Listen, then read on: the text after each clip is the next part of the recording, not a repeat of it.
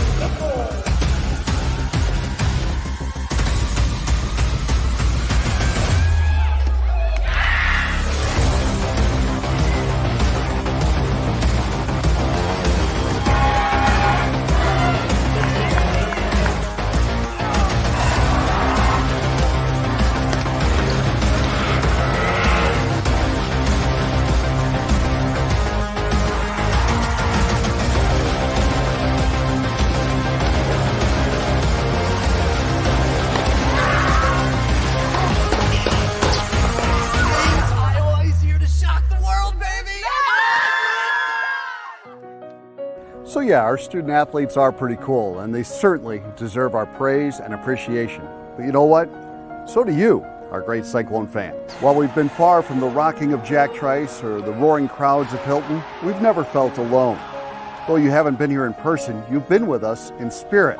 And man, that spirit was all over the world.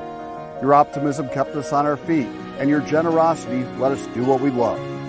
So while we may be apart just a little bit longer, we know that as Cyclone Nation, we are always together. They say Hilton has magic, and it's definitely true. You proved that last year, even if you never stepped foot in this building. So Cyclone fans, thank you. In a year when we were tested like no other, you showed your true colors, and we're loyal, forever, true.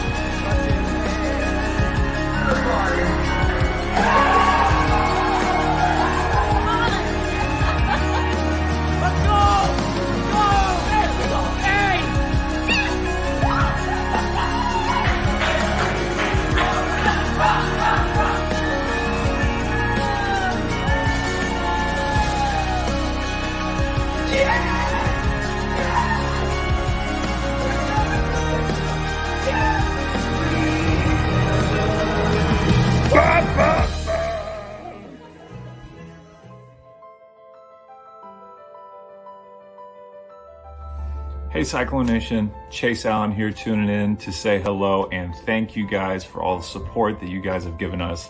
I'm bummed that players like myself don't get to join this tailgate tour this year because it's virtual. Truly one of my favorite parts of being a student athlete here is getting to interact with the fans. So thank you guys for everything you've done for us. We're looking forward to hopefully get to see some more of you this fall, and thanks for always having our back. See you guys later. Hi, thanks Cyclone Nation for all your support and following along this season. See you all in the fall. Hey Cyclone fans, we miss you out here in Hilton. We can't wait to see you soon. Roll Clones. Thank you Cyclone Nation for all that you do. It helps push us every day, and we wouldn't be able to do what we do without your support. Go Cyclones. Thanks Cyclone Nation for all your support and following along this season. Thank you Cyclone Nation for your support this year. You're the best. Thank you Cyclone Nation for all of your support this year. We really appreciate it, and we can't wait to see you again next year. Go Cyclones! Hey Cyclone Nation, thank you for all your support. You're the best fans in the country and we couldn't do it without you. Cyclone Nation, I just wanted to say thank you so much for following along and supporting us this past year. It really does mean a lot, and we are so excited to see you all back next fall.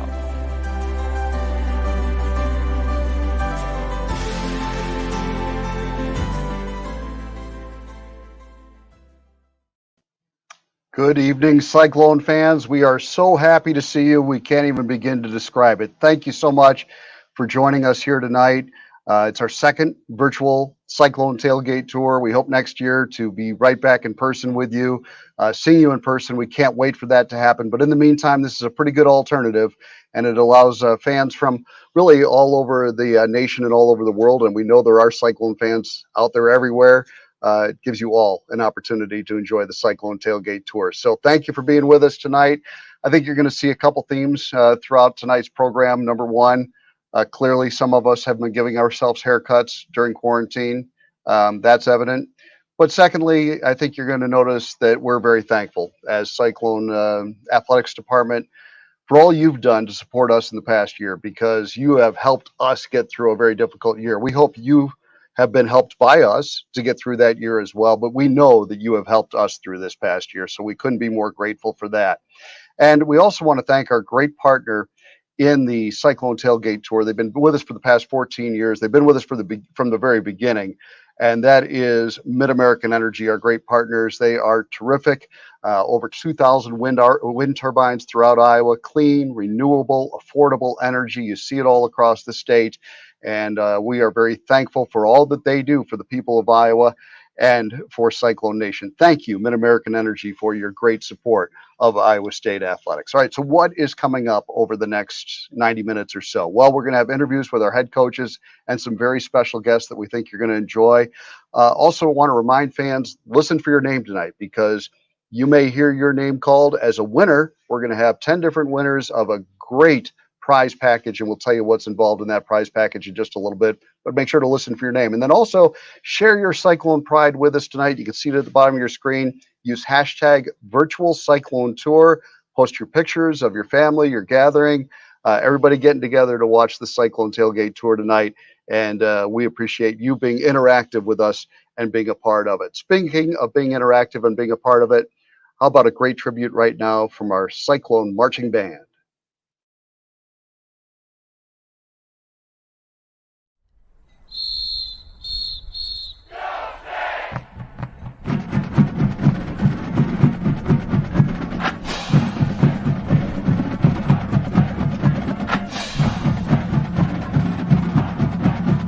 Cyclone Nation, it's time!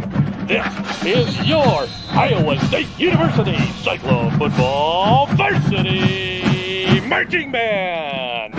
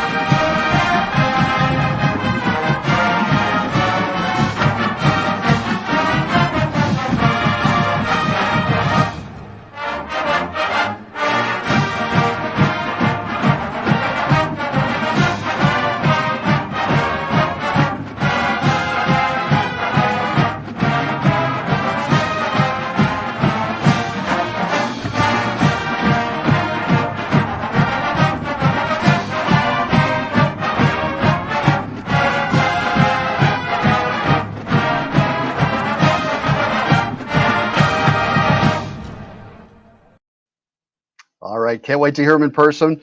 And a big thank you to our band, to our Spirit Squad, and to Cy. During this past year when Not a lot of fans were allowed in our stadiums. You were always there to help us provide some spirit, and it made a huge, huge difference, and we really do appreciate it. Also, want to remind you that our Cyclone football T-shirt is on sale. Again, this is one you absolutely want to have because 2021 should be a very special season. And look at the schedule on the back. We want to make sure you don't miss any games. That's the importance of having the back of the shirt. The front shows your support for Cyclone football, but it also supports our Spirit Squad, and they get a big chunk of the proceeds on this. So please, they're $15 each. You can go to Cyclones.com/football shirt to order them, and we encourage you to buy 10 or 11 of those tonight to help out our Spirit Squad. Now, we are going to start off tonight with a very special guest panel. These are our student athletes. They're what Iowa State athletics is all about. And we first bring on NCAA wrestling champion, undefeated champ, David Carr. And David, welcome. To be able to say that, undefeated national champ, obviously it wasn't just you that accomplished it. A lot of people had to help you get there. Just wanted to give you a chance to say a few shout outs to those that helped you get onto the podium as an NCAA champion. Yeah, first and foremost, I just want to give honor to my family. My mom and dad obviously have put a lot into my success. Just always encouraging me, always just praying for me, and then my faith. I couldn't, everything I'm able to do in wrestling, I'm just wrestling for God, and just I give him a lot of glory and honor. And then, of course, we have an amazing coaching staff here at Iowa State. The journey here has been amazing because this coaching staff has put a lot into me and have showed me a lot of things and has helped me mature as a wrestler, and not even just as a wrestler, but as a person. I feel like I've become a better person here, and it's just been an amazing journey. Awesome. Great to have you here tonight, David. We're going to also welcome in Addie DeJesus. Stay with us here, David. We're going to come back to you in a minute, but Addie had a perfect 10 at Denver earlier this season. She was an All-American in her first season at Iowa State. And Addie, as I talked to you during the course of the season, you just felt like Cyclone Nation and Coach Ronane's program were such a great fit for you. Why do you feel that way? Just transferring during COVID, it was very, very hard transferring here to Iowa State, but the coaching staff and my teammates really made it so easy and such a breeze. I know a lot of people would say that they would want to have a regular year, but this year really showed a lot of growth just as a person, as an athlete, my teammates and my coaching staff. So being able to find the perfect fit during such a hard year was truly special, and not a lot of people get that opportunity. So I'm just grateful to be here, and it's an honor to represent Iowa State. We're honored to have you here. Thank you, Addie. We'll talk to you again in just a moment. We want to bring on Eleanor Holthouse from the Cyclone Volleyball Program, two-time first-team All-Big 12 performer. And Eleanor, welcome. I imagine that, this past year had to be tough because you guys are so used to playing in front of a packed Hilton Coliseum. What was it like this year trying to adapt to playing in front of fewer fans than you're used to? Yeah, it was definitely different. Whenever you play in Hilton, you have large crowds, a lot of noise. And, I think this year for us, we had to find that within our team and within ourselves and kind of bring that. But, we definitely missed it. And we're so excited to have the fans back whenever that is. We're super hopeful and grateful. So, yeah. Awesome. Great to have you here tonight. We also want to go to Columbia, Missouri, and bring on board Sammy Williams. Sammy just arrived there with the Cyclone softball team, their first NCAA regional appearance in the last 33 years. And Sammy, so awesome. Now that you're down there, does it feel like, okay, this is really happening? This dream that Logan and I had for the last 5 years is finally becoming reality? Yeah, it definitely feels a little more real now that we're here. I know we talked right after the selection show, and it's kind of hard to come to words about how we were feeling. It didn't really quite set in yet. Well, now it's real for sure, and we wish you all kinds of luck. And I want to ask a question for each of you, and we're going to go around the horn in the same order that I brought you on. But one thing I wanted to ask you about, you all excel academically, and nothing drives me more nuts than when I hear people say, well, they're not really student athletes. They're athletes first. Nothing could be further from the truth. Our student athletes had a 3.31 GPA cumulatively in the fall. In the spring, it was 3.55 for our student athletes. There's a lot of kids out there listening tonight, guys, and a lot of them would love to be in your shoes. Tell them about the importance of making yourself a great athlete, but also making sure that you take care of your schoolwork and that you do a great job in the classroom. Yeah, school is just super important to me. I think my parents, they drive of like making sure, hey, you have to get good grades, and it's something that you don't want to worry about. And so I make sure I have good habits. So I'd ask, like, before I was a freshman, I'd ask like the older guys what were some things they did to be successful in school, and that was like meeting the teacher, sitting in front of the class, taking notes. And I feel like that's what's helped me be accurate, All-American, and have those success school-wise as well. How about you, Eddie? For me, it's all about academics, really. I mean, being a student athlete is what I've been told. You're a student first and then athlete second. Time management is a huge part of being a student athlete. So being able to manage your time wisely and, again, take care of school, because at the end of the day, you only have 4 years. Well, at least for me, I have 4 years left of my sport, and then I'm off to the real world. So making sure I have a good education and graduate with a good education is super important to me. And it's something that's been instilled in my family all my life. So yeah, time management, and just make sure to take care of academics for sure. Awesome. How about you, Eleanor? Yeah, going off of that, I think time management is a huge thing. Like knowing when you're traveling, when practices, like when classes are, like you gotta stay ahead of that, just because you are so busy and you have so many different things going on. Balance is another huge thing that you kind of have to figure out and learn. And, routine helps with that. Like once you get in a groove and keep understand what you're doing and what you need to do to succeed, like it really does help and it works. Awesome. How about you, Sammy? Yeah, I think Eleanor hit that right on the head. Like just figuring out what really works for you as a student. And like for me, I'm definitely a type A personality. I love like having things planned out, being really organized. So like I have a planner, write down like assignments when they're due, when tests are, when we're traveling. So I can kind of, see that ahead of time, get ahead of it, and make sure I'm like communicating with professors about when our travel is going to be, and if there's any conflicts with that. I want to ask all of you guys to just tell us what's made your student athlete experience at Iowa State special, if you can put it into, a few words. And then also, since we're talking directly to our fans tonight, our diehards, just tell them what you appreciate most about them. We'll start again with you, David. This experience has been amazing because of the people. There's such a thing called like Iowa Nice. I think that's real at Iowa State. Like everyone's here trying to help you succeed and do your best. And that's what I love about Cyclone Nation. That's what I love about the fans. And like wrestling at Iowa State and Hilton Coliseum, I mean, it's packed out, and like I get so excited to go out there and put on a show. So, I mean, I'm just extremely grateful every time I get to step on the mat. But when I know I have a fan base like Iowa State, it makes it better win or lose. I just know they're going to be behind me. So it's been a blessing just competing for you guys, and I can't wait for you guys to be pack out Hilton next year. Awesome. Thanks, David. Addie? And for me, kind of like what David said, I come from the Northeast, so it's a very, very different than coming to the Midwest. So coming to the Midwest and everyone being so nice, and also having all the resources we have here at Iowa State, there's literally so many resources here to help you be as successful as you want to be. And I think that's what I love the most about it. Having my coaching staff, my teammates, and all those other support groups within Iowa State has really helped me be as successful as I am.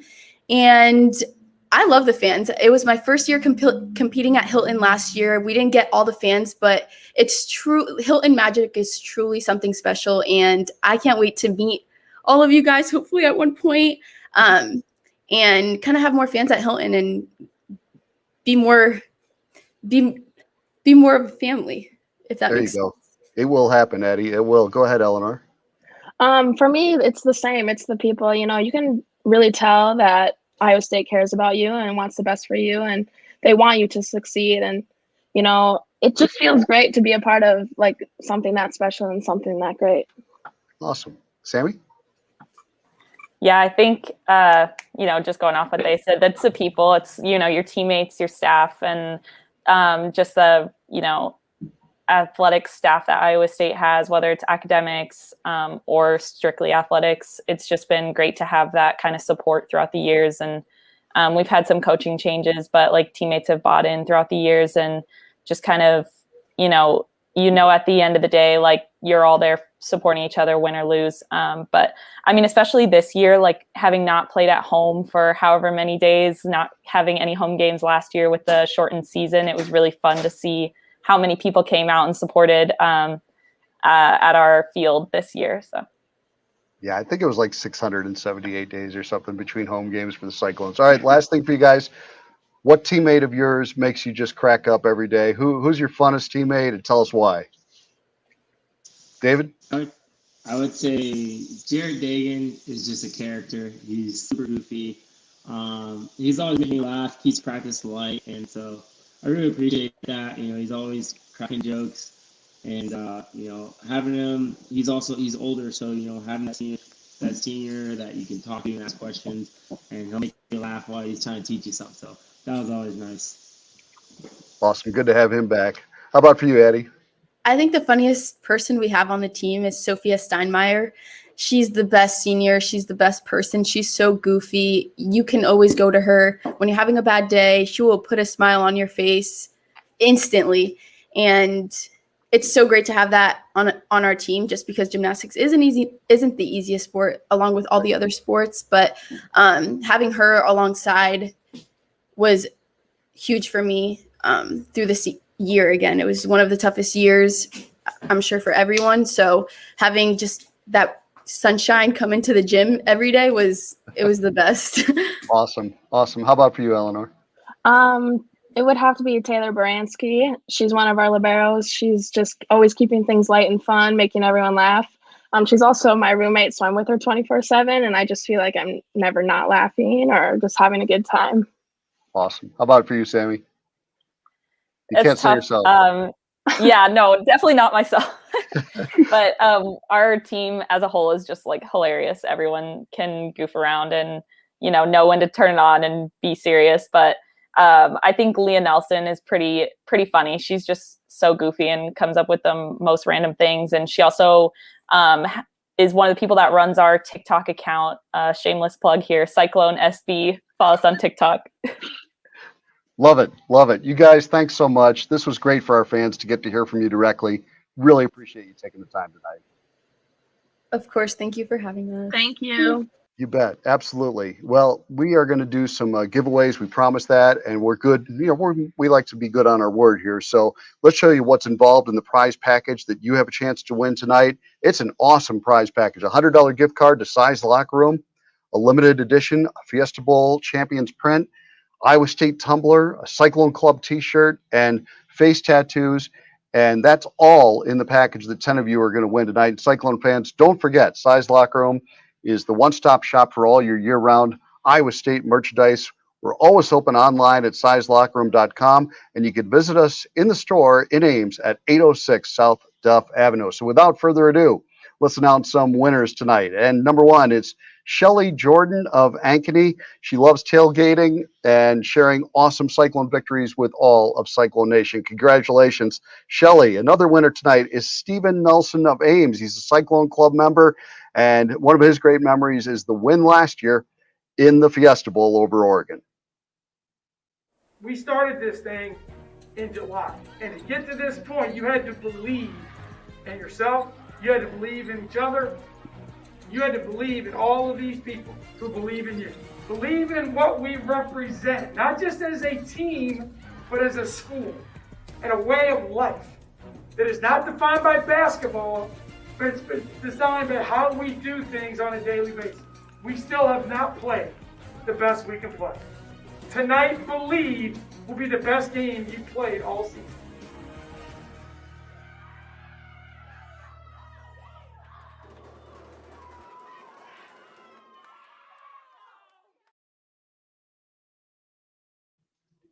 Believe. It is so critical to success in athletics. We're joined right now by Bill Penley. And Coach, I think especially with the young team, and you had one of the youngest teams in the nation this year. So if they didn't believe, they wouldn't have been able to accomplish what they did.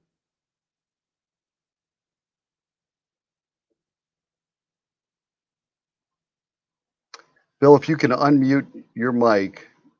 There you go. There you go. Go ahead. Thank you, John. No, you're right.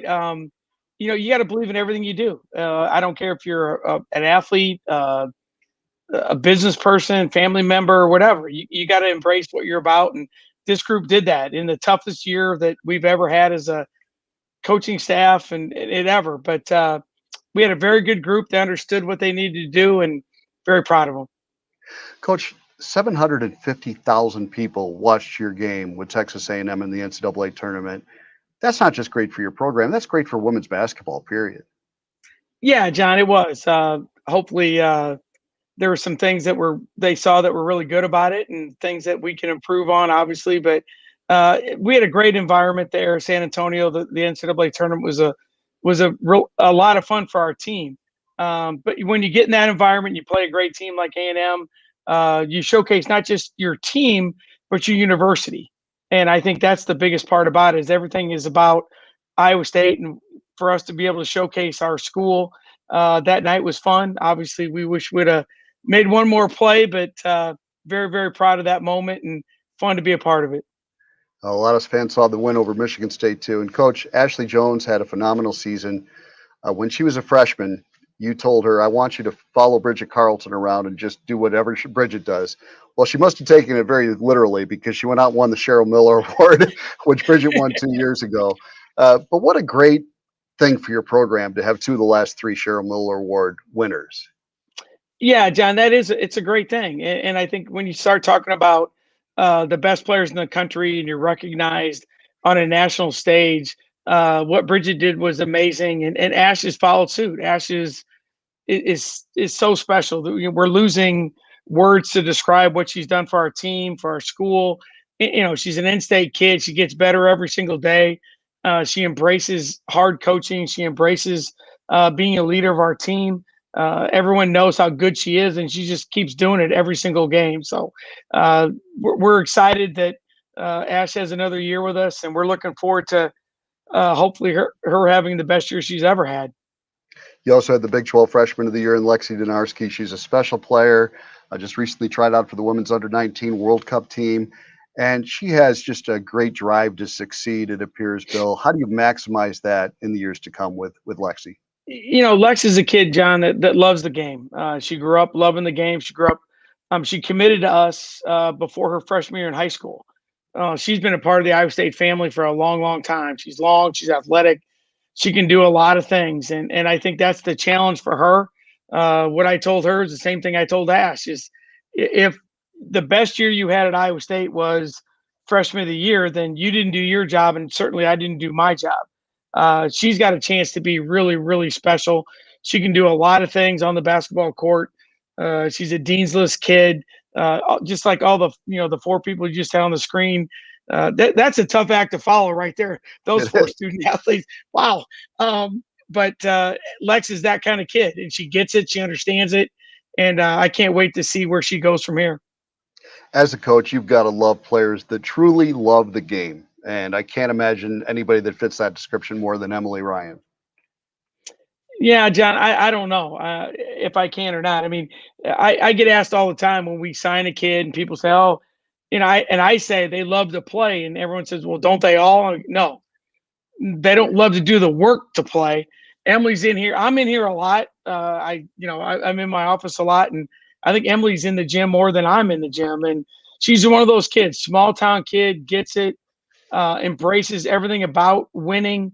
When you play point guard in this league as a freshman, 30 some minutes a game, with the challenge that she had to face, amazing kid, amazing family, and someone that I like all of our kids, but certainly our fans getting to see Emily next year at Hilton will be a lot of fun. No doubt about that. And the Big 12's changing, Coach. I mean, Vic Schaefer just finished up his first year at Texas, but Kim Mulkey has moved on. Obviously, Sherry Cole has retired. Now, the great news is you're sticking around for a little while. That news came out today. But the league's changing. Yeah, the league is changing. I'm really happy that Coach Mulkey got to go home and go to LSU. Unfortunately, we have to play them in the SEC Challenge. I can't get away from her. Deb and I went down to see Coach Cole during her retirement party. That was great. And yeah, the league is changing. It's still a great league. It's still a league that has great coaching, great players. But we're really, really blessed to be a part of it. And obviously the news that came out today, Deb and I, we love Iowa State. We love everything about it. We're honored to be a part of the Iowa State family. And this is home for us. And I can't thank Dr. Winterstein, Jamie, Callie for allowing us to hang around for a little bit longer. We're thrilled that you're going to be in. We have a few questions from fans for you, Coach. And our first question comes from John in Grimes, and he says, thanks for a great year. What's your number one goal to get better in the 21-22 season? I see this squad as a strong contender and a favorite to win the conference. John, it's a great question. I think for us, we have to be more committed defensively game to game. I think we can score the ball. We have to find a replacement for Kristen Scott. That's a huge, the way we play. But I think overall, I think we have the pieces, post play by committee, but on ball defense, scouting report defense, a little bit better. We had a tough schedule last year. So like any year, you got to come back and start over. But I like the group that we have and excited to get back to work. Awesome. Here's another fan question for you. It comes from Dwayne in Webster City, and he said, how do you view the incoming freshman class as well as the returning players? We have a lot of new kids. We have 2 transfers. Nai Diao from Sioux City East High School, transferred from Butler. Long, athletic, gives us some length in a spot that we need. Beatrice Jordo from originally from Portugal, transferred from South Florida. B will give us some depth and experience in the post because we're still going to be very young. 8 of our 12 players are going to be freshmen, so that's something we have to deal with. And then Danae Fritz and Maggie Vick are coming in as freshmen, and Maggie's a post player. Graduates tomorrow. I was just texting with her dad. She'll be valedictorian of her high school class. Danae is a hard-nosed, competitive kid. Ironically, was born in Ames, Iowa. Her mom teaches at the University of Tennessee. She got her graduate degree at Iowa State, and Danae was born in Ames. So when we recruited her, we said, you got to come home. So I like our kids a lot. I like what they're about. And getting Maggie McGraw back, even though she's not new to the team, she's new to our availability of players. So we're going to have 12 kids. I think we're going to be very competitive at a lot of spots. So I like our group, John. All right, next one is from Stephen Ames, and he says, I love the way your players shoot threes, and it seems like they all do it with the same form. Do you teach them or reteach them a particular way to shoot threes? Not really. It's a great question. We shoot the three a lot. We shoot free throws a lot. That's where the game is played, especially in the women's side. So we want to make a lot of 3-point shots. The line has been changed. So now there's only going to be one line on the court. The NCAA changed it so that there's going to be one line. Men's and women's line is going to be the same. But it's a big part of our game. We want all of our kids to do it. We want to stretch the court. Spacing, matchups are key for us. So hopefully we're going to shoot a lot of threes. Awesome. Thanks to the fans for those questions. They were great questions. Bill, let's bring in a special guest here, shall we? We've got with us All-American Ashley Jones. Hi, Ash. Tell us real quickly, just how much did you learn by following Bridget around as a freshman and observing what she did? Yeah, it was kind of nice freshman year just to have her, just to see how she went about things and see all that she accomplished. So then just learning from that, and you always got to work hard, just kind of always play, always try and improve. And freshman year you could kind of see Bridget do that, so just kind of trying to do that myself and get in the gym as much as you can and keep getting better. When you won the Cheryl Miller Award, Coach Bentley told you about it on camera. Do you appreciate him for doing that for you?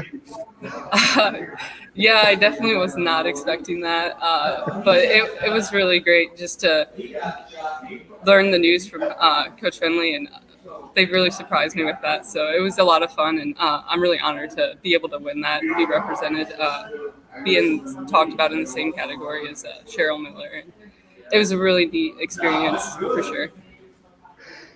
I know you're all about team goals. What's the most important thing for this team right now? Just right now as we're home, just continue to work, get better every day, come back in June and get ready to work out and continue to get better, learn to play together. And we got a lot of new pieces coming in, so I think that will help us out some, and we just need to work on getting our chemistry down. Awesome. Ash, I'm going to have you mute your mic for just a second. Bill, players like Ash don't come around very often. when you find somebody who loves the game as much as they do, cares as much about being a great representative of Iowa State, it's got to make you really pleased as a coach to have that kind of person in your program. No, John, I get asked all the time, and I think the media gets bored when, we're running out of words to describe what Ash does for our team. And she's so talented. She's so committed. She does it the right way. She's got her glasses on. She's looking real smart today. So she must be studying. She has 10 summer school hours. Most kids get 1 or 3 hours. She has 10 because she has to student teach next year. So, but she's a special kid, special player. Everyone knows she's the #1 kid in the scouting report. She embraces it and does it the right way. And she's a kid from our state that has embraced what Iowa State's all about. Phenomenal family. Your sister Aubrey's on our team, and we're very, very lucky that she's part of the Cyclones. Awesome. Well, it was so much fun to watch your team play this year, you guys. We just really appreciate taking the time tonight and can't wait for next season because I know it's going to be an absolute blast. Thanks, you guys. Thank you, guys. Go Cyclones. Have a good night. Appreciate you.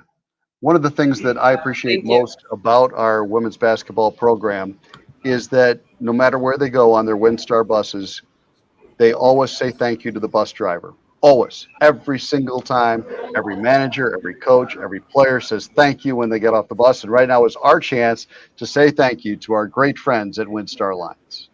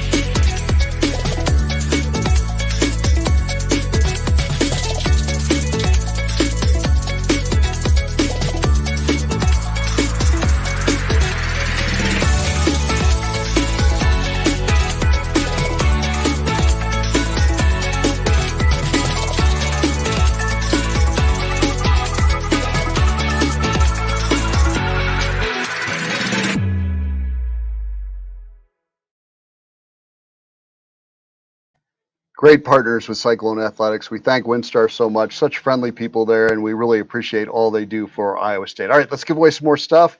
We have some more winners. Cindy Sullivan of Ankeny is a winner tonight. She's a Cyclone Club member. She says her favorite thing is the atmosphere around Jack Trice Stadium on game day. It's amazing, and she cannot wait for it to return. We can't either, Cindy. Thank you and congratulations. Garrett Hobe of West Des Moines is a Cyclone Club member. He loves tailgating at every home game with his entire extended family, and I hope he gets that opportunity again very soon. Garrett, congratulations. And our third winner right now is Diane Johansson of Urbandale, a Cyclone Club member who has fond memories of Visha. Central Iowa is home for Allison and I. We bleed cardinal and gold. I know the things that matter to our fan base, and I'm eager to sell our vision. We need to bring the magic back to Hilton Coliseum. We're going to do that with people. We're going to recruit aggressively throughout the upper Midwest, but most importantly in the state of Iowa. We're going to be relentlessly competitive on the court. We're going to compete on every possession. It's time to get to work, and I couldn't be more ready to do so. Go Cyclones. Well, he has indeed hit the ground running, and we want to welcome TJ Otzelberger on board. And TJ, hard to believe, but it was actually 2 months ago today that you were hired at Iowa State. Nobody understands the history and the tradition of the Iowa State program better than you do. How much has that helped you in these first 2 months on the job? Well, it's helped immensely, John. Just that the passion for Iowa State and the belief in this campus, this community, the leadership here, it's been really impactful for us to get going right away. Having the knowledge of the roster and the players, and then also having the historical experience we've had here as an assistant coach through the years, knowing things that have worked, knowing so many people. It's been really an awesome experience, and we're excited about where we're at and ready to embrace each day. Well, clearly Iowa State is very special to you, TJ, and you just mentioned the family part of it too. But why else is Iowa State so special to you? Well, it's the people. It's the family. It's the friends. It's those close relationships. For Allison and I, our lifelong friends, the majority of them are here in Central Iowa. Whether it's been folks that I've met along my coaching journey, people that she's played with. You just heard from Coach Finley, who's a father figure for her here in the United States. So to me, it's all those things, all those reasons that makes it so special for us. And there's nowhere we'd rather raise our three young ones, Jason, Olivia, and Stella, here in Central Iowa. And we're really fortunate to be able to do that. Awesome. Coach, every program has an identity. What would you like the identity of Iowa State? When people say Iowa State basketball, what do you want them to think of? We're going to be tough. We're going to be hardworking. And we're going to be competitive. And just saw in that intro video that we're going to compete every possession. To me, what it means to be a Cyclone is to take charges, dive for loose balls, sprint the floor, make an extra pass. All those memories on that video, I'm thinking about some of those moments, chills up my spine. Some of them want to bring a tear to my eye. And that's what you can expect with Iowa State basketball as we move forward. We're going to have a toughness defensively. We're going to play passing lanes. We're going to get out and go in transition and utilize our defense as a way to generate offense. And rebounding is going to be a huge focus on what we do. And we're going to be a team that competes on the glass, both for second chance opportunities and to finish plays defensively. TJ, you said when you were hired that your recruiting philosophy was you're going to suffocate the upper Midwest, and you've done exactly that. How pleased are you with the early results on the recruiting trail? We're thrilled. We feel like we've really put a competitive roster together, both with the 6 scholarship young men that stayed with us, as well as those that we added in the spring through recruiting. We feel like we've brought in a good amount of experience, guys that have a proven track record at a high level, whether it was at their previous institution or prior to as coming out of the prep ranks. Feel like there's a lot of maturity on this roster, guys that want to play for each other, that understand the demands and the commitment that it takes to be successful. Felt like we needed to upgrade the physicality and the size on the interior, and we've certainly done that. And then shooting the basketball from the three-point line. And all those areas have been ones that we've addressed. We've utilized all 13 scholarships at this point. So now we're just chomping at the bit to get everybody back here for summer school and get to work with the 8 weeks we have this summer to start putting our team together. It's so important to develop relationships, TJ, and maybe develop that trust. How critical is that for you, especially in this first year on the job, to establish what you're all about and establish those relationships? Well, the trust is huge with the young men in our program. They've got to know that you believe in them. They have to know that you care about them beyond the basketball court. They have to know that you have a clear plan and vision for them to be successful, both in the classroom and on the court, and then that it's lifelong. And as you build trust, it's also a two-way street. You know, we preach a lot on a daily basis on earning trust through actions and through upholding the standard of Iowa State basketball. So that trust is huge. It's paramount to our success, and those relationships are really important. I've always believed in, if you believe in young people, you can unlock their potential and bring out the best. But that also comes with a standard and accountability that we're going to uphold with everything we do each and every day. TJ, in your last 2 head coaching positions, you surrounded yourself with a great staff. And I think it's important for people to note that in each case, when you left that university, a member of that staff was promoted to take your place, which speaks volumes, I think, about the kind of culture that you had established. Obviously, the university president, the athletics director felt that you had established a very good culture. Do you feel like you've done the same thing with the staff you've assembled here at Iowa State? We took a lot of pride in both of those last stops, as you mentioned, in the culture, in the process, the daily habits, the people that we had on the bus with us in those places. So we're fortunate that as we move forward, that those assistants took over that program. What we've done here in terms of putting a staff together has been an absolute home run across the board with the hires that we've been fortunate enough to make. And with each member of the staff, I think family values stands at the top. And that's not just with their family at home. It's that sense of family here at work. It's all interconnected. For us, it's all goes hand in hand. We want young people in our program that are the same ones we want to have around our family. I want, my son and my daughters to be looking up to the young men in our program. And so we want to have coaches that feel that same way. Definitely blue collar, chip on the shoulder. Work ethic is important. That's representative of Central Iowa and people in this part of the country. And then regionally, the connections from a recruiting standpoint are so important that we're tied to some of the bigger cities and areas here so that we can recruit effectively in Minneapolis and Chicago and Milwaukee and Kansas City, as well as making sure that right here in Iowa that we're protecting our home turf. I think in college basketball, TJ, team cohesion, connectivity, if you will, is such a vital part to success. Maybe even sometimes can trump talent. How do you go about developing that cohesion, that connectivity where your guys are all on the same page out on the floor? We talked initially about trust, and that's an opportunity we have each and every day to build trust through our actions, both as coaches and players. You've heard me talk about accountability. There's nobody that's more accountable than me and our coaching staff and how we're in alignment. It's me communicating that vision to everybody, and then the players, buying into that and knowing what they're signing up for, and then the work habits each and every day. So, look, in all team sports, we know talent is a factor, but there's nothing more powerful than a group of people that are unified, that love each other, that care about each other, and bring out their best every day. And that's what we're going to assemble here year in and year out, is a group that loves to play Iowa State basketball for each other. We heard at the beginning of that video with Coach Fenley the word believe, and him talking about you have to believe. I thought one of the things that you guys did a great job with when you were on Fred's staff was instilling confidence in the players, where they rise up to shoot a jumper with confidence, knowing that coaching staff is feeling like that ball's going in just as much as they are. How do you create that confidence within your players? Now, obviously, last year, not as many wins as anybody would have liked. How do you get them to play with confidence? Well, confidence comes from that investment you make in yourself as well as your teammates and the buy-in that you have in the program. And you develop that confidence through your hard work on a daily basis. We're working to teach through everything we do that competing and winning is important.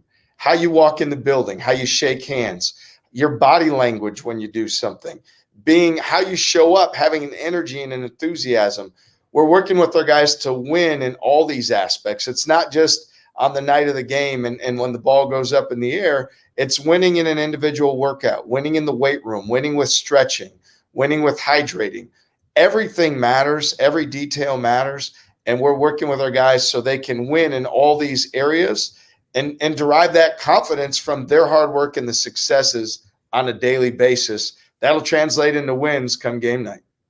You've brought some players into the Iowa State program through the years that I would describe as self-made players. They were good players who made themselves great players and ultimately NBA players by not just getting in the gym, but going into the gym with a plan to get better every single day. And I'm talking about guys like Matt Thomas and George Niang. We saw it with Mariel Shayok on Coach Prohm's staff.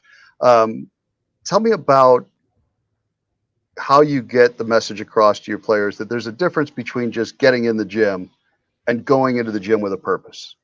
It's funny, some of the names you mentioned as you're going through and talking about that work, I have these memories of time we spent in that gym together, or gazing down from a window and just seeing the ball bouncing and guys in there working. And really, I credit the players that have been in this program through that era. Melvin Edgum's one of those guys that doesn't always get as much credit. He's not in the NBA, but how the tenacity and competitive spirit that he had.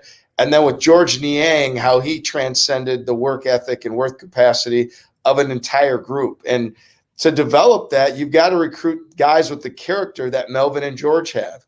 Even though they're entirely different as players and how they go about it, it's how important it is to them and how hard they go after it. And there's been so many workouts that have been documented of George being in the gym with one guy hitting him with a pad, a manager's hitting him with a pad, another one's got a broom at the rim, and somebody else is slapping him on the wrist as he makes a dribble move. So it's not about the hours that you spend in the gym and punching in and punching out. It's about the quality of those hours. And what George really did for us during that era, and again, guys like Monte and Matt and Naz were tremendous workers as well, but iron sharpens iron, and those guys elevated each other because it was cool to be in the gym more and to work like that. And that's the culture. I know what it looks like. I know how it needs to go. I know the type of young people we need to have to create that. And that's what we're going to have on a daily basis going on in Sukup facility each and every day. Awesome. You want to take a few questions from fans here? You good with that? Let's do it. All right. Let's start off with Jim. He's in Marion, and he wants to know, how will you define success on the court in year one? Success to me is going to be that we get back to playing Iowa State Cyclone basketball with tremendous spirit, passion, enthusiasm, that we're the team that night in and night out, we're the aggressor. We're the group that dives for the loose balls. We're the group that's sprinting back on defense and making the extra pass. So I know a lot of times I get the question, how many games are we going to win? Or can we expect this or that? And right now we're still learning our ball club.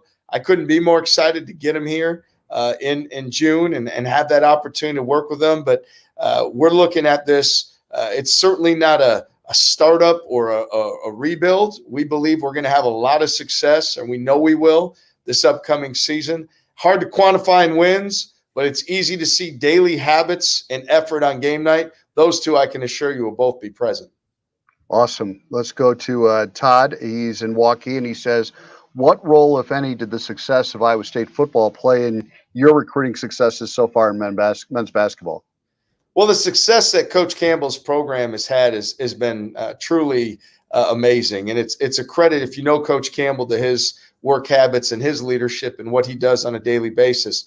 When you talk about playing in Big 12 championship games and Premier Bowl games, that visibility on a national stage, it helps us all. It sets us all up for even higher, greater levels of success, because that visibility and people see you doing it in another sport. So it's been great to see the success of so many of the programs here at Iowa State, so many great coaches that are committed to winning championships and doing it the right way.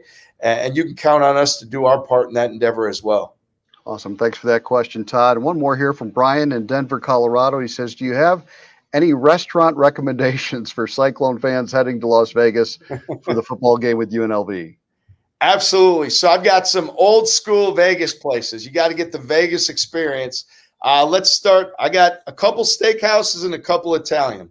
Let's go steakhouses.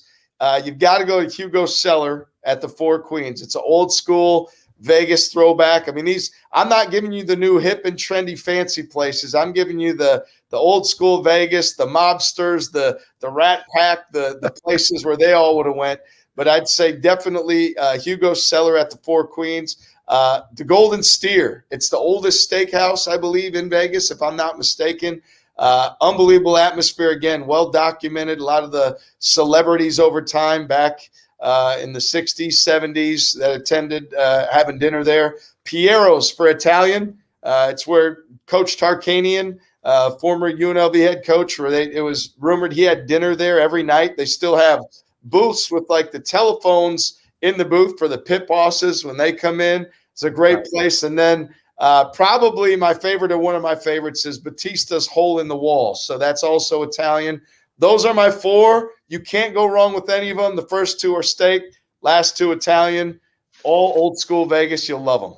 Awesome. You just made the trip even better for Cyclone fans. TJ, thanks. It was awesome catching up with you. And, man, good luck. We're all excited for you. Appreciate it very much. Thanks, John. Thanks, everybody. All right. Cyclone fans, the million-dollar question is, how in the world did we get through this last year? Well, the short answer is because of you.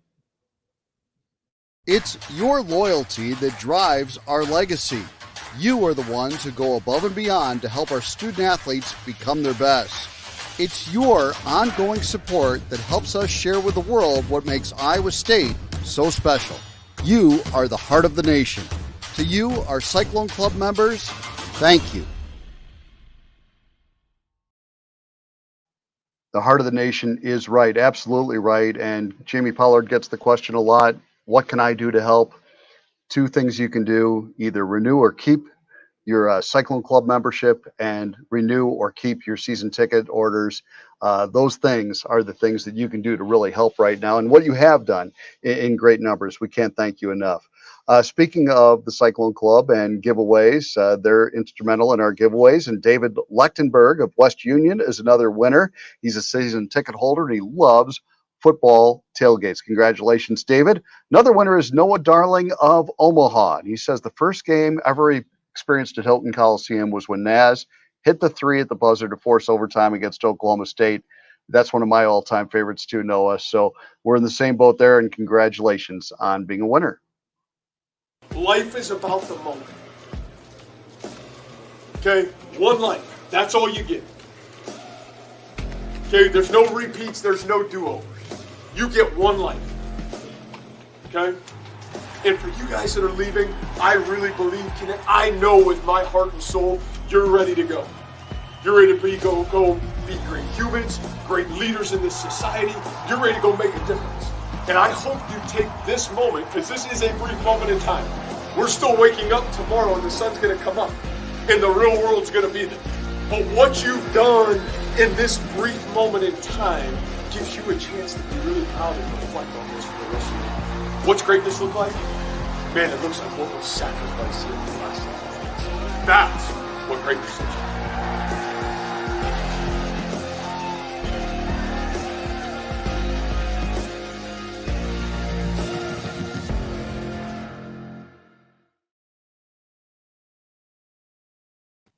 We saw firsthand what sacrifices look like and what greatness looks like with Cyclone football a year ago. We're joined now by Matt Campbell. And Matt, it had to be one of the most challenging years of your career from, physically, emotionally taxing. You guys absolutely dominated the situation. I guess even though this year we hope to get back to a little bit more normal, are there some things that you learned from last year that you can carry over into this year and years beyond at Iowa State? Yeah, John, I think such a great question. And I think something that really every step of the way, as our football team came back last May, we really evaluated in terms of how do we grow through this? How do we grow through tough and trying times, to the leadership of our football team of what standards do we want to live by to continue to grow our football program, to how we practiced and really how we were able to stay available, through the entirety of last football season. I think there was great sacrifice and obviously great commitment by the leadership of our football team. And, I think we learned a whole lot about who we are and certainly what makes our football program special in a lot of ways. And really what makes us special is our players and the leadership of our senior leadership. Coach, your high school coach, Keith Wakefield, recently retired after an incredible career. And I read an article about him, and the quotes, I felt like I was reading quotes from you. He says, we're going to know at the end of the season who we are. We don't know that right now. We'll focus on the process rather than the winning and losing. How big a role did Coach Wakefield play? We've talked about Coach Karras before, but how big a role did Coach Wakefield play as well in the attitude and effort style of building your program? Yeah, I mean, John, I think so critical. I grew up in a community where, we never had the best talent. We certainly weren't a bunch of Division I football players, but usually by the end of the season, we were the best team. And I think Coach Wakefield, one of the all-time great coaches in the history of our sport. He goes down as the winningest all-time high school football coach in the state of Ohio, and he won by attitude and effort and the belief that we was always bigger than me. And, I think it was so impressionable in my life at such a critical time. And, I think the values that he taught me, who he was as a man, how he led others, it was so critical for me and really has been a critical piece of my journey every step of the way. I'm fortunate that we still have a great relationship. He's such a great mentor to me. And, I think how he built that program, how he sustained success over such a long period of time. And, really, I'm such a firm believer. I think sometimes there's a lot of hype that gets put around football seasons and what happens early in the season. And the reality of it, none of those things really matter because we're defined by who we become at the end, right? There's there's football season's a lot like life. It's a marathon. It's not a sprint. And there's good days and there's tough days, but we are defined by how we respond to those tough and trying situations and who we become at the end of any season. So, that's what's great about the sport of football. A lot of times there's a lot of parallel to our sport to what really happens in life. Matt, you've often said that you want a player-driven program at Iowa State. It feels like you've gotten closer and closer to that every single year that you've been at Iowa State. Is that even more attainable now, perhaps, because you have such a veteran team, so many guys that have been through this before, that they can take the reins of some of the things that maybe if you were in your first year on the job, you wouldn't be able to have that much of a security that they'd be able to do that? Yeah, I think one of the huge positives is, John, I think for our football program, we're always going to be better when we're older. The older the team we have, I think the better opportunity we have to have success, because I think when you have juniors and seniors that have been in your program now 4 to 5 years in our sport, that's hard to find. And to be able to have some guys now that have been in our program 6 years and, have been a foundation of why this program has turned into a program that has the ability to play with great attitude and effort and precision week in and week out, then I think it's so fantastic that they've got the ability to teach the young players in our program what the expectation and the standard is. And, I've always believed that when the players are teaching the young players in your program what that's about, then I think you have a chance to be successful. And we're certainly fortunate this year. We've got another great senior class, and with able to get some seniors that came back from a year ago, but also have some tremendous seniors in their own right that are coming into their senior year in their program. It certainly has the making of an older football team that's got tremendous leadership and tremendous values at the top of it. Coach, going to go off the script here for just a second, a little bit, and ask you about Breece Hall, because I'll admit it here. I have a Heisman vote, and he had my vote a year ago. He had a special season. He's an incredible young man. What has Breece brought to your program, into that running backs room that excites you for this coming season?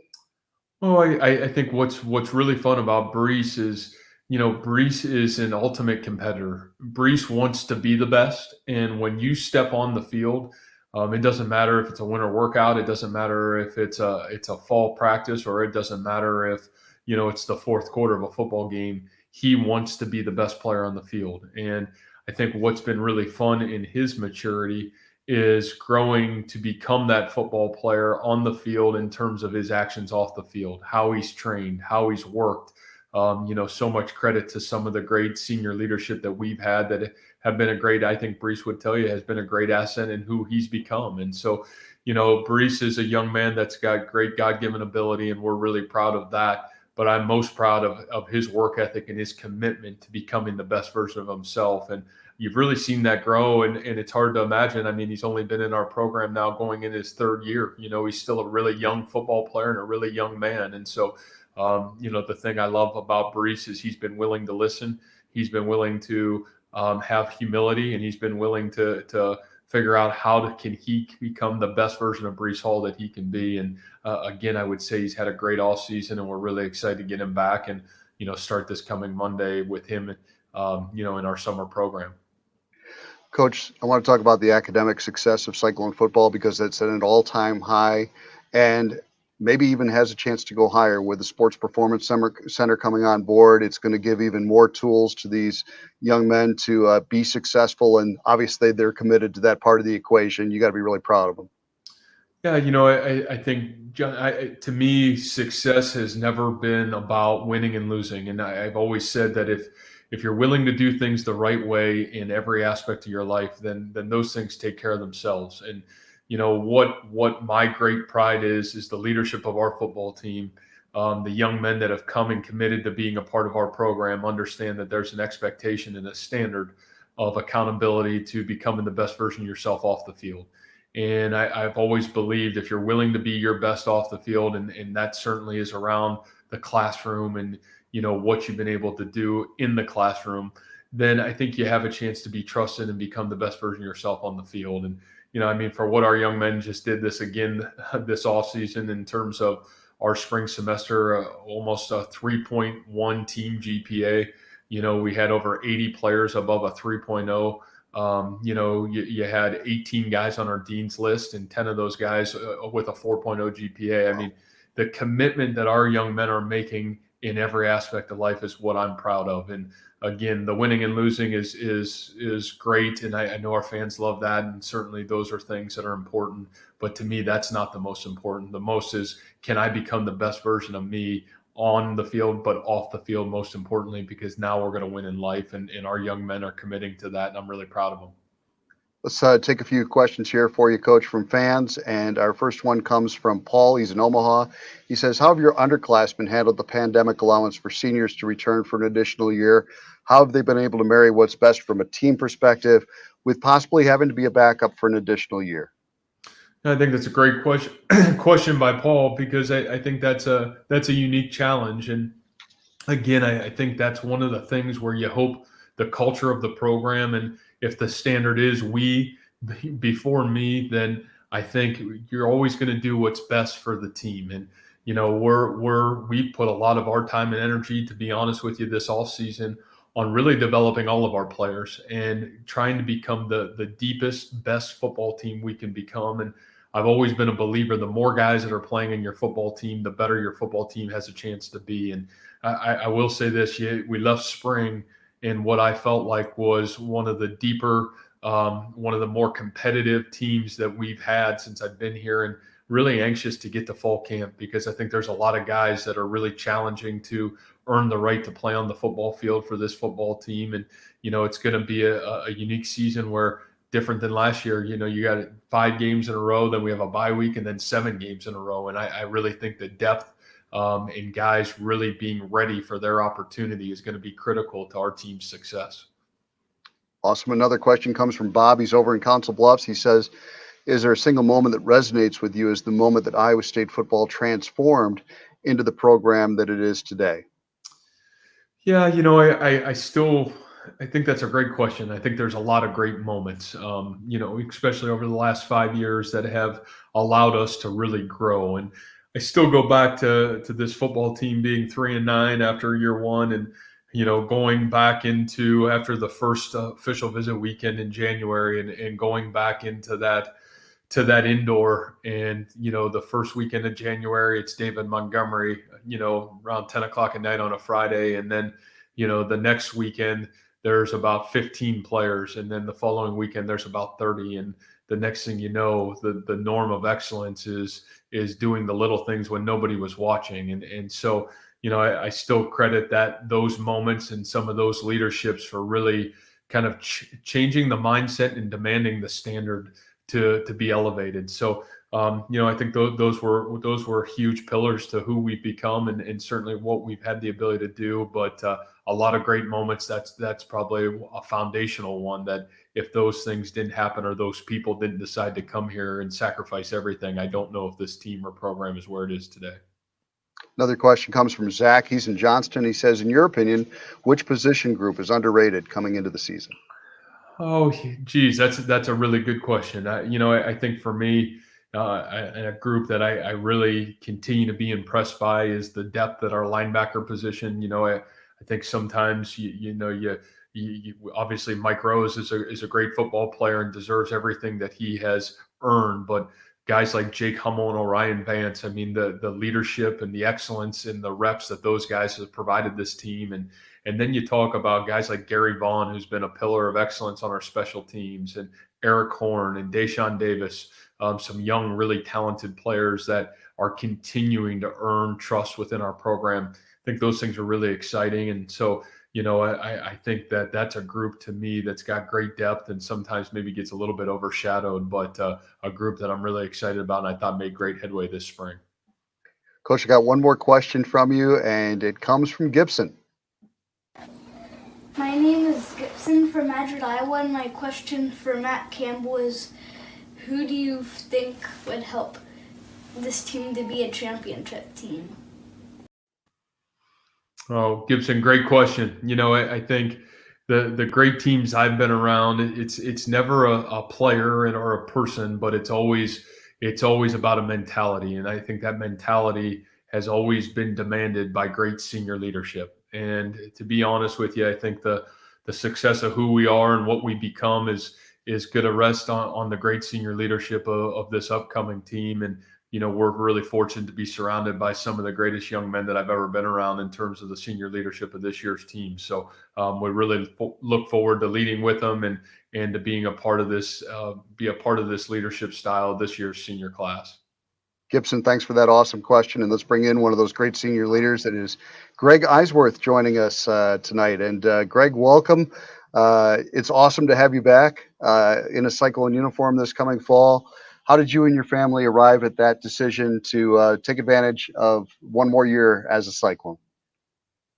Yeah, it's tough. There's just a lot of different things you have to account for, trying to weigh all the options. So initially just started asking questions, asking Coach Campbell, asking some other coaches, trying to reach out and ask different sources, getting some feedback on myself, potentially leaving to go to the next level, or what would it look like if I stayed for another season.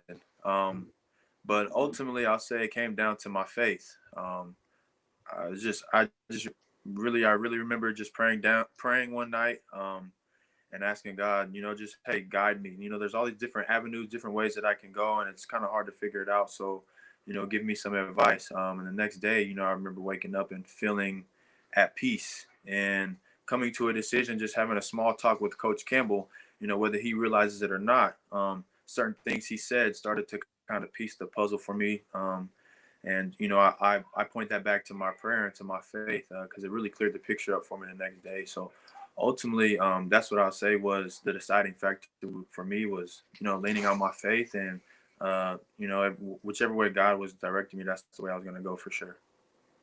Awesome. Hey, Greg, a year ago, Eric Heft kept saying in our broadcast, he kept complimenting maybe the word connectivity, the communication within the defensive side of the football. Did you feel like that was a big reason for the defense's success last year? And if so, how do you make sure you carry that over, that connectivity, into this season? Yeah, without a doubt. I think that played a huge role in our success. That's something that we talk about a lot within our leadership group, and the coaches to players. That's something that we discuss a lot, is communication and how important that is. I personally believe that you can't over communicate. I think when there's not enough communication, that's where problems can arise. You're making assumptions, or there's these gray areas that you're having to fill out on your own. I think over communicating, there's nothing that's left unsaid or not understood. And I think that's on all levels. I think that's on the field during game day. I think that's practice. I think that's off the field, and that's coach to coach and player to player and player to coach and all that. And that's something that we do talk about, and we're trying to figure out better ways that we can keep improving on our communication style. But I definitely think that played a huge role in our success last year. But without a doubt, there's a lot of areas that we can improve on with that as well. Greg, it was awesome to see Mike Rose get Big 12 Defensive Player of the Year. He really earned it. What did you see in Mike that allowed him to elevate his game to that kind of a level last year? Yeah, with Mike, man, he's a competitor. When I think of him, I think of, you hear people say, oh, man, that guy just has that it factor. And that's something that a lot of people say about him. And, I figure out, like, what is that it factor? What exactly is that? And to me, I think it's more of a mental thing. Like Mike, you see him practice, he's his hardest critic. He messes up a play, or he even does good. He's still trying to analyze. All right, well, why did I have success on this play? Or why did I not do as good as I wanted to on this play? And I think that type of mindset, that type of attitude, that type of approach, you're just going to keep stacking good days on top of good days. There's never a complacent day with him. And that, I think that speaks volume for him. You can see from his freshman season till now, there's been improvement every single year. So I think that just knowing him, that's for sure going to carry over into his next season. And, it'll be a whole different level for him. Awesome. Thanks, Greg. And Matt, you've had some incredible leaders during your time at Iowa State, but this guy right here, he's a special one, isn't he? Boy, I don't think they make him as special as this guy, John. You listen to Greg. He could be honestly an assistant coach at this point in his career. I mean, that's how sharp and dynamic he is. And, we're just really proud of not even just what Greg is as a player, but more importantly, who he is as a human being.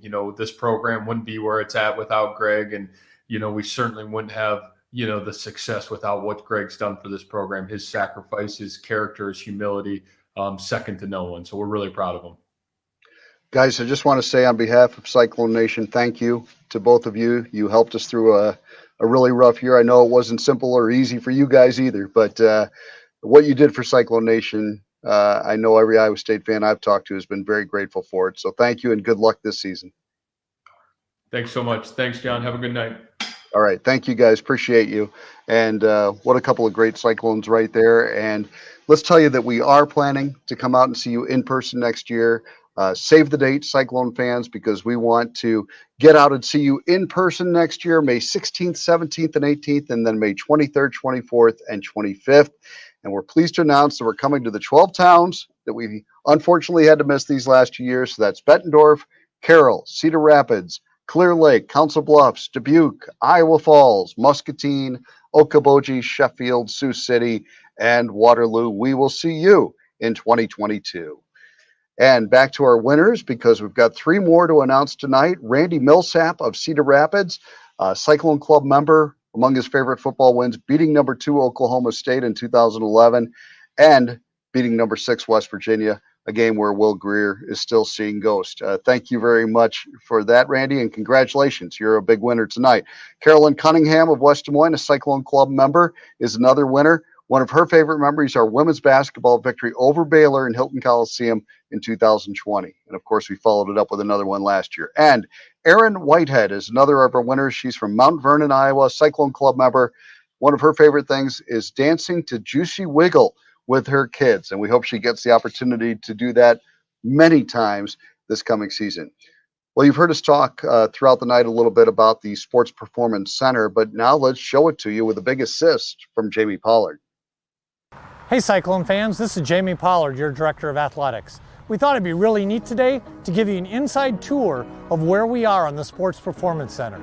So come with me, let's take a look at where we are on this construction project.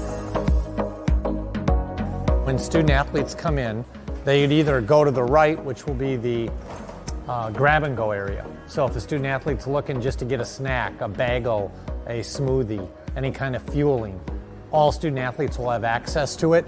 There's stairs that go up, which would take you up to the second level, which is the letter winners area and the student performance area. Or they could go down the stairs and go down to the lower level, which has batting cages, a training room, locker rooms, and a weight room for soccer, softball, golf, tennis. This is the second entrance, or the main entrance into football. And this area will serve almost like a wow room for football. There'll be a large video board from ceiling to floor over here on this wall that will be able to be seen from outside the building. There's stairs that take you up to the football administrative offices, or if you go around behind the video board, that's how the football players will enter their locker room, the weight room, or the training room. And now we'll be entering the actual official football locker room. So the locker room is probably 4 times bigger than the old locker room, but the centerpiece of this locker room is this particular room, shaped like a football, that'll have video screens on both sides to give it almost a 360 kind of feel. And there'll be softscape furniture in here that the football players can hang out in, play video games off the boards, watch TV, movies. So the area we're in now is outside of that shape of the football, but inside the locker room. I know this one will be one that people would like to see, so you got number 15, Brock Purdy, from Gilbert, Arizona. To me, this is one of my favorite parts of this entire project, and there's very few programs around the country that have anything even remotely looking like this. Okay, so now we're entering the 3rd floor, which is the Rod and Connie French Student Academic Center. And this area is broken into 2 pieces. Behind this door are all the academic staff that work in the athletics department. Everything to the right and all the way down the halls are all the new study, tutorial areas, classrooms, where we actually work with the student athletes. On the end of each of the floors of the academic centers There's a classroom on the far end that looks out over the stadium, and then there's a computer room on the far end that overlooks the campus. Now, I don't know about all of you, but at some point, you get hungry doing this tour. And so we're gonna go up to the 4th floor, which is actually my favorite floor, which is the dining hall. So student athletes, when they are ready to eat, will have the opportunity to come up for the first time ever to the student athlete dedicated dining facility. And so if you walk with me, this whole area out here will be tables, softscape space where they'll actually eat. You can see along here where the actual lines would go in to be able to get your meals. There'll be several made-to-order kitchen stations. So you can see a cooking station here and a cooking station on the far end. You'll also have the buffet space out here in the middle. And this will be the first time all 450 student athletes will have access to something like this. Okay, this space on the end that looks into the stadium has a partition wall so we can close it off, or we can push those walls across and extend it all the way over. But there'll be just a different feel in here because we'll have softscape furniture, couches, other kinds of tables, televisions. And so this space could be used as a recruiting area, be a great area for meeting. It does look into the stadium and probably has the best view of the stadium on campus. Well, thank you for joining me today. I hope you enjoyed that tour. As you can tell, there's been a lot of progress made, but we still got a lot of work to go. We're in May. We're going to hope to have the locker rooms open on June 1st for the football team, especially when the recruits start arriving back on campus. And then on July 1st, we hope to open up the dining facility. But I know this, we're going to have this place ready to go come Labor Day weekend when we take on the UNI Panthers. Wow, great video. That view was awesome, and we're welcomed now by Jamie Pollard. And Jamie, when you pull off something like that and do it successfully, I know that's got to be a team effort. There's got to be a lot of people who gave you input and thoughts and ideas to make that all come to fruition. It has, John, and it's going to be a labor of love for a lot of them because they've spent 2 years, as you know, pouring into this. And Chris Jorgensen, our senior associate athletics director, is on the point, and Chris is eating, sleeping, drinking this facility. But there's a couple people from campus, John Harvey and Renee Fleming, who have spent a good part of their professional life the last 2 years living in this construction project. And then our friends at Newman Brothers, who are the actual contractors on the job. So there's still a lot of work to do. I'm not liking the rain right now because any kind of rain slows things down. But there is a great team of people that have really poured into this. A lot of times football and basketball and wrestling get a lot of attention, and then we get to spring sports and they don't get as much attention. And boy, what a special last couple of weekends, Jamie, for spring sports at Iowa State. Well, clearly the most successful spring we've ever had. Historically, our spring sports just haven't typically done as well. And some of that is, we're a winter-based climate, right? And those sports are a little more challenged. But if you get the right people, both student athletes and coaches, you can have incredible success. And so you have to start with our tennis program and say just absolutely amazing what Boomer and Kenna have done with that program in 3 short years to get to the NCAA championships for the first time in the history of Iowa State, and not just get there. They go there and knock off South Carolina and then almost knock off number 6 North Carolina State at North Carolina State. So to get to the round of 32, to finish the year ranked 30th in the country. And listen to this stat, John. In the last 9 tennis matches, we're against ranked opponents. We went 5-4. Wow. Okay. In the history of Iowa State, we had never beaten a ranked opponent in tennis. So amazing what he's done. Secondly, softball. On the heels of being able to go down to, Missouri this weekend and play our friends from Northern Iowa in the first round, and then hopefully be playing the Tigers in the second round to advance on to the next level. But what Jamie and his staff have done have been equally as impressive.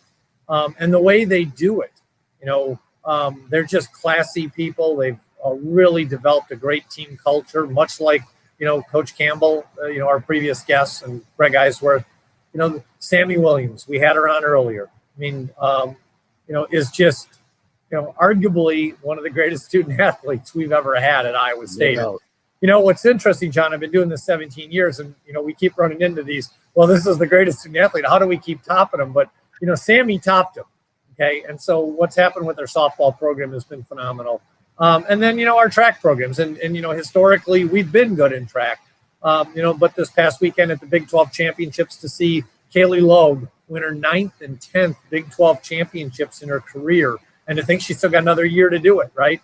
And then to see the performance, really from our entire men's program, scoring 144 points, although we got second to Texas, that 144 points would have won the Big 12 meet almost every year in the last 24 years of the Big 12.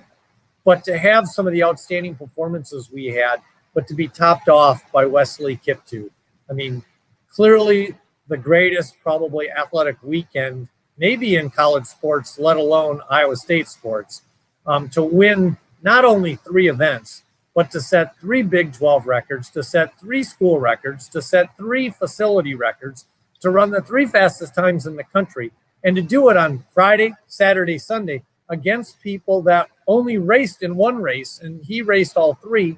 He ran the steeplechase. He'd never done it before in his life, and all he did was run the fastest time in the NCAA, set a school record, set a Big 12 record, and set a facility record, all in an event he'd never done. So, he clearly is a Heisman Trophy candidate at track and field, and it'll be fun to see how, Wesley and all his teammates, because we have a great team, compete here in the next 2 weeks as they get into postseason.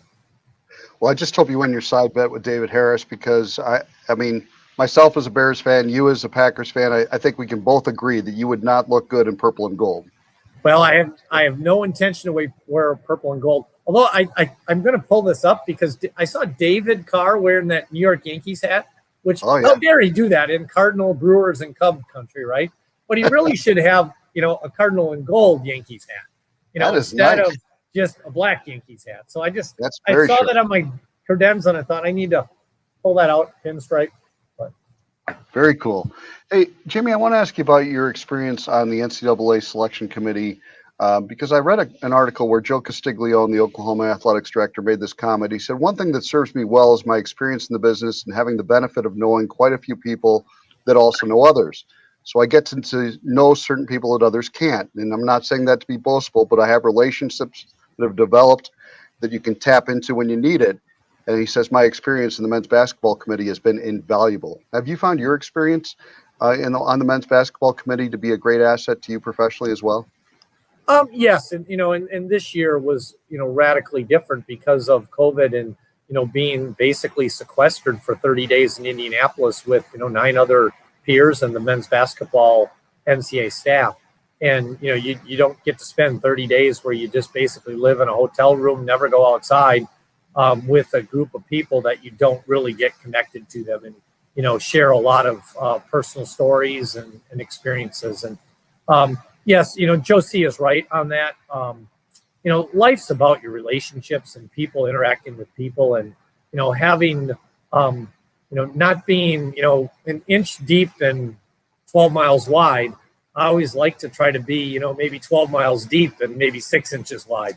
You want to have deep, great relationships with people because those are the people that you can rely upon and call upon when you need it. And all of us at times, we need to ask people for advice, and we're in a very public space. And a lot of times, you can't really ask a lot of people. And, for me, dealing with the basketball situation we had this past year, being able to tap into some of those minds and just talk through what I was thinking and why I was feeling the way I did and the actions that I knew I was going to have to take was really invaluable for me. You mentioned at the introductory press conference for TJ Otzelberger that you felt like you had found the perfect fit for Iowa State. There was no doubt in your mind. And to see the success that he's had in these first 2 months, taking great strides out on the recruiting trail, I've got to believe you're very pleased with what he's been able to accomplish already at Iowa State. We got a steal with TJ, because we got an individual that, loves this place, wanted to be here, knew the blueprint of how it works, had proven that, had been with 3 of our previous coaches. And, then went and learned how to be a head coach. And, it's invaluable. And people, if you've never been in a leadership ultimate role, I mean, I always say, my thought of being an athletics director when I was in the office to the left of the corner office was vastly different. And it was eye-opening to be in the corner office, because I say, when you're in the other offices, you have a lot of answers. When you're in the corner office, you got to have solutions. And TJ, by being thrust into the corner office at both South Dakota State and UNLV, gained invaluable experience that so prepared him to come back to Iowa State. And so I'm just delighted that we had the opportunity to bring Allison and TJ back and their children. And I am extremely confident that he is going to knock it out of the park, and he's certainly off to a great start. Jamie, there's been a lot of talk lately about expanding the college football playoff. What are your thoughts at this time about that? I mean, I'm a traditionalist, right? And so I love the bowl games, and I love what the bowl games offer to our fans. I love what they offer to our student athletes and their families, and a way to kind of conclude a season and celebrate. Yet I understand we've got to continue to evolve. And so I'm open to the discussion, but I'm cautious and methodical about my thinking, because I think too many people just rush to judgment of saying, well, we just need to do this, right? And they don't take into account, what will be the opportunity cost, the things we're not thinking about that could really hurt college football. Because this is great that we're going to go into a year where we have really high expectations. But there's been years, where trying to be bowl eligible was something that a lot of people rallied behind. I mean, when we went to Memphis to the Liberty Bowl, we took a lot of people, and it was a great moment for Iowa State University and for those young men, Alan Lazard, Joel Lanning. And the thought that could possibly be taken away because we get so caught up into wanting to have an expanded college football or a playoff, that you ultimately eliminate bowl games. And so I hope our desire for expansion, which will be driven by money, and it will be, can find a happy medium that allows that opportunity to still exist in some form or fashion. Because I think if we don't, we'll lose a lot of the tradition and pageantry of college football. Jamie, two absolute cornerstones of your time at Iowa State, practically from the day you arrived in the athletics department, recently announced that they'll be retiring at the end of June. Can you talk about the impact that Steve Melchow and Tom Crochelle have had on this athletics department through the years? Oh, they're both gems. They're both unsung heroes. The knowledge that's going to walk out the door when those two leave for the last time is you can't replace.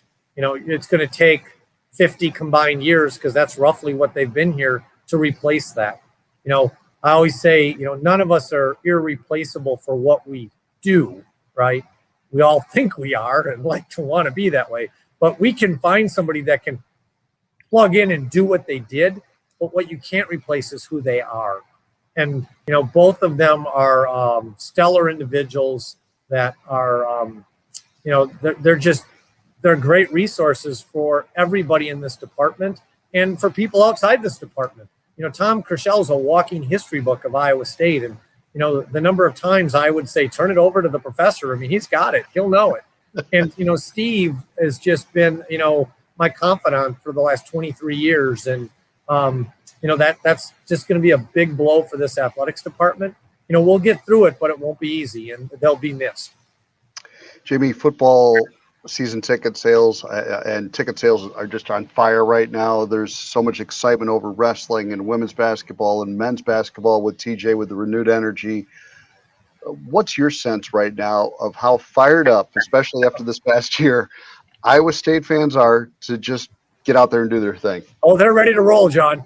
9 months ago, there were people saying, well, are you sure people will ever want to come back and gather in a stadium? Well, I can tell you this, the Cardinal and Gold are ready to gather, and they're going to do it.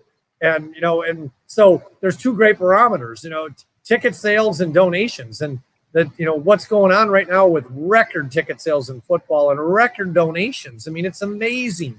What that shows you is, number one, where Central Iowa is financially, which is great. That's great, for our athletics program, for Iowa State University, for Central Iowa, and for the state of Iowa. But it also shows where they are mentally. They want to be back in the stadium. And, I can't even begin to get my arms around what the first 3 weeks of this season is going to be like. Northern Iowa at home. First time we're all going to be gathering and tailgating. It'll be crazy. Then we're going to follow that up with the game against the Hawks.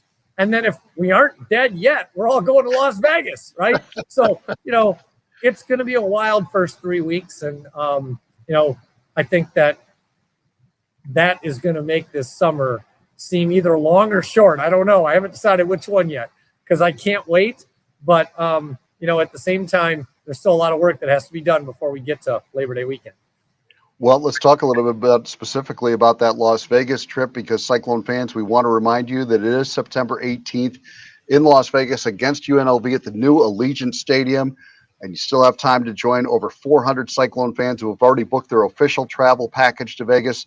Iowa State has partnered with Anthony Travel to provide official travel options for all fans that include a nonstop flight from Des Moines, 3 nights at Mandalay Bay Hotel, and Las Vegas experiences. And there's only a limited number of packages remaining. So book your package today at Cyclones.tv, which leads us, Jamie, to our fan questions. And the first one comes from Missy in Waterloo, and she wants to know, how much fun exactly are we going to have in Las Vegas in September? Well, I know this. The Pollards are going to have a lot of fun because I've said it's the trifecta, right? We got we play UNI, then we play Iowa, and then we get the trifecta is going to Vegas. And Ellen and I are actually going to go on that Anthony travel trip because we just decided, what, for that game, we're not traveling with the team, we're traveling with the fans. And we're going to have just as much fun as everybody else. So bet your house, we're going to have a lot of fun. Absolutely. Sounds awesome. Dale in Cedar Rapids would like to know, and this is, I buried the lead. This should have been the first question of the night. Will we have a full stadium this fall? We are going to have a full stadium this fall. I just saw notice that came across today from Dr. Winterstein that we removed the mask restrictions on campus, and we're back to 100% capacity for any events we're doing on campus. So, that's great if we would have had anything yet this spring, but I know this, campus is open for business come this fall. And based on ticket sales, I think we're going to have more than 100% capacity. We're going to find out how many people we can fit on those new grass hills. Dale, that is an awesome question. We appreciate that, and that's the answer we were hoping to hear. Michael in Urbandale says, Jimmy, this past year has been challenging from a budget standpoint. What's something positive that came out of the year to help the department moving forward? I think one of the things, and Frank Nogel, our senior associate AD for external affairs, we talked about it today.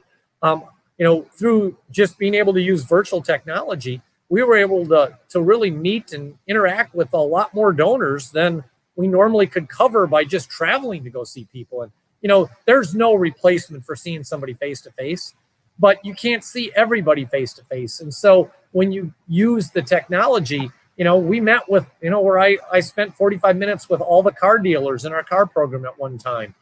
There's some donors that, I've met with 3 or 4 times virtually during the last 9 months. There's no way I would have saw those donors 3 or 4 times in the course of 9 months if I had to travel every time. So I think we're really going to be able to use that and supplement it. We're not going to, not come out of the, quote, home office here. We're still going to get out and go see people. But I think we can use that technology to supplement what we're doing and interact and get to know people a lot more. Because, again, that's what this is all about. People interacting with people and helping, allowing our great fans to feel close and intimate and part of our program. And if we can use technology to do that, we're going to do it. Speaking of using that technology, we need to say some thank yous for making this event tonight possible. Certainly Anthony Travel, great partners, On Location Live, our creative services department, Cyclones.tv with all the videos, our marketing staffs. Unbelievable, all the work that they put into this, and we really do appreciate all of them having it come off. And we can't wait to get back out on the road and see you in person. But, Jamie, we have one last moment here. I would just appreciate since we are talking directly to our fans, for you to give your parting thoughts to them as we wrap up tonight. We've learned anything from last year with COVID is you can't count on anything that's going to happen tomorrow. And so my message to our fans is enjoy the journey, okay? And I know we're so gung-ho and excited about what maybe the football season could be. But, we saw it last year in the Fiesta Bowl, John. If you'd have told me 10 years ago we were going to win the Fiesta Bowl, I'd have said, pinch me, and then I'm going to retire, right? Because I would have had this vision of what that was going to be like. Well, we won the Fiesta Bowl, and it wasn't like any vision I could have ever had because of COVID. And so what it did is it reinforced that old cliche that the joy is not in the destination, it's in the journey. And so I so encourage our fans to just embrace the journey, and wherever we end up is our destination. And I know the journey in football is going to start with a home game in Jack Trice on Labor Day weekend where we haven't gathered in 2 years. It's going to be crazy fun. And then we're going to get to do it in the second week. And then we're going to get to go to Vegas. That's a wonderful journey, and that's only in week 3. So I would just encourage people, enjoy this journey because that's really the destination. Awesome. Great message. Jamie, thanks so much. Thank you, Cyclone fans, for being a part of this tonight, and we will see you on September 4th. It was a season unlike any other. Limited fans, mask requirements, and social distancing.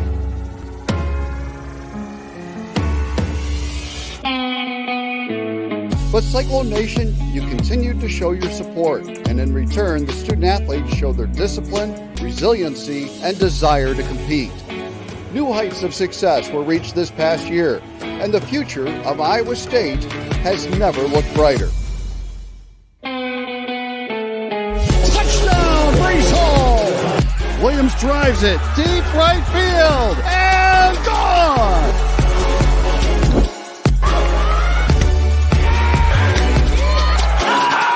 And 40 years after Dad won his first, David wins his first.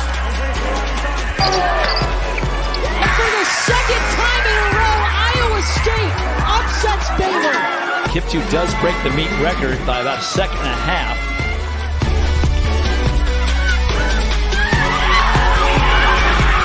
We may have a perfect 10 here. Greatness isn't just for the chosen few. Greatness is for those who choose to be different and demand to become the best version themselves they can become.